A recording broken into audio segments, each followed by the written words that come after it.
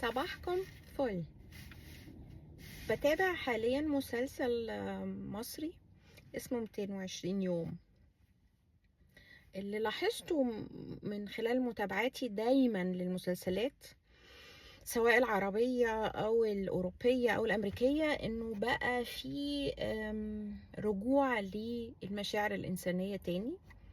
الناس افتقدت المشاعر بين بعض، افتقدت الحوار، افتقدت السوشيال الاجتماع، اللي هي الحياة الاجتماعية مع الناس ابتدت تقل قوي بسبب السوشيال ميديا والكمبيوتر والتقنيات والهندي والتليفون المحمول والتابلت والكلام ده كله أثر على علاقات الإنسان. وبالتالي ملاحظة جامد جدا ان كل الحاجات حاليا بترجع العلاقات الإنسانية والمشاعر اللي تم فقدها.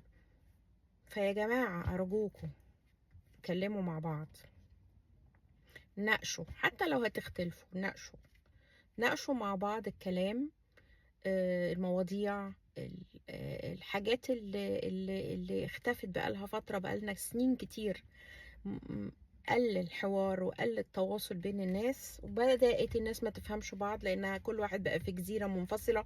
وكنا بنقول كده على الغرب، طب احنا بقينا زيهم، بقينا عايشين في البيت منفصلين في جزر، ما بقوش هم لوحدهم اللي كده. الغرب بقى كل العالم كده من ساعة العولمة وقرية واحدة العالم قرية صغيرة، والكلام اللي هم نشروه عندنا عشان يوصلونا للي هم فيه.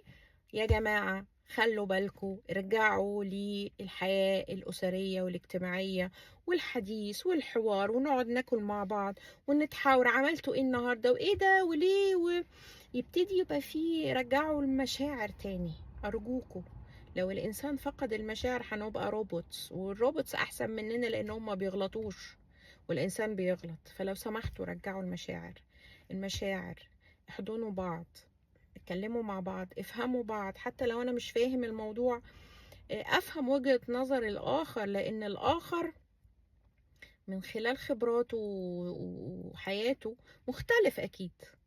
الآخر ده ممكن يبقى معايا في البيت، الآخر ده مش لازم يبقى الآخر أجنبي يعني. افهموا بعض، افهموا وجهة نظر بعض.